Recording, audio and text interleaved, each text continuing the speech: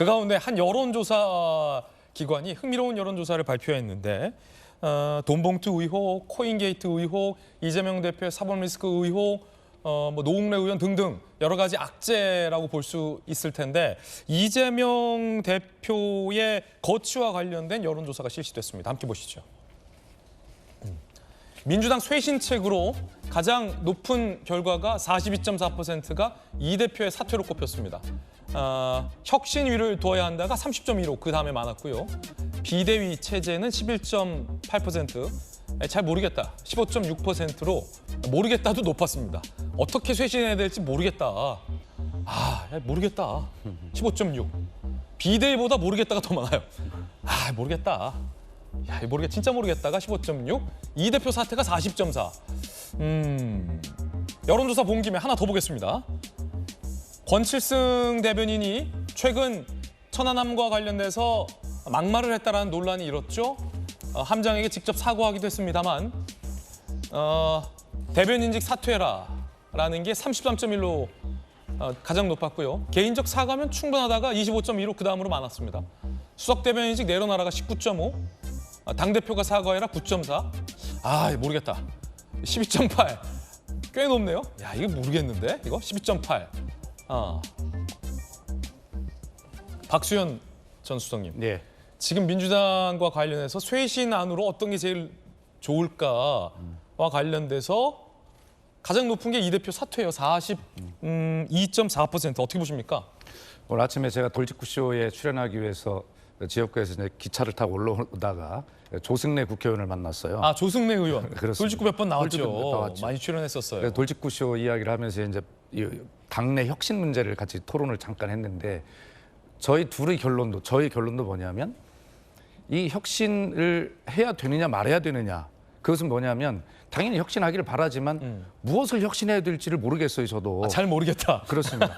그러니까 이게 15.6. 네, 그런데 문제는 우리가 이런 혁신이나 개혁을 할 때 보면 반드시 따라오는 말이 뼈를 깎는이라는 말이잖아요. 맞아요. 뼈를 하도 깎아가지고 양 당이 깎을 뼈가 없어요. 연체동물이 됐어요. 그러니까 국민들이 보시기에 당이 좀 달라지려나, 정치가 달라지려나 이런 기대를 보고 계시겠지만 정작 사실은 혁신할 내용이 그렇게 많지 않아 보입니다. 그러니까 당 대표의 사퇴라고 하는 상징적 답변을 저렇게 하고 있는 것으로 보는데, 물론 혁신위원회와 비대위 체제 전환을 합치면 42대 한 42 거의 비슷해요. 그렇군요. 네, 그래서 양 의견이 좀 팽팽한 것인데 이재명 대표가 정말 잘 해야 될 것은 뭐냐면 행정가일 때, 성남시장일 때나 경기도지사 때 보여줬던 그런 유능함을 당 대표로서, 정치인으로서 지금 보여주고 있는가라고 하는 문제들 때문에 저는 여론조사 결과가 나온다고 저는 생각하거든요.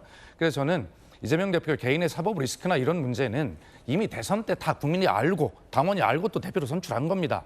그렇기 때문에 지금 거기에서 어떤 갇혀 있지 말고 정말로 어떤 당이 더 혁신을 요구받지 않을 정도로 당을 본인이 스타일대로 정확하게 끌고 가는, 그리고 여당과의 문제에서 민생의 어떤 압도적인 어떤 그런 행보를 하는 이러한 어떤 유능함을 보여주는 것이 저는 가장 혁신이다, 이런 생각을 합니다. 네. 뒤집어 보면 그 같은 유능함은 아직 잘 안 보이고 있다. 그렇기 때문에 혁신이 필요하다라는 그런 것이 지적으로 국민들께 들리네요. 지적하시는 것이거든요.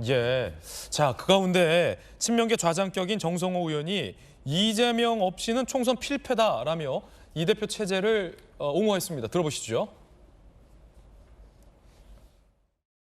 지금 이 국면이 다시 전당대회 열어야 될 국면 아니지 않습니까? 지금 검찰발로는 거의 100% 유지했다가 지금 상황이 완전히 달라진 것 같습니다. 의원들이 그 면에 있어서 사법 리스크에 대한 불안감 많이 떨어졌기 때문에 지금부터 이재명 당대표가 지금부터 좀 실력을 발휘할 때라고 좀 생각합니다.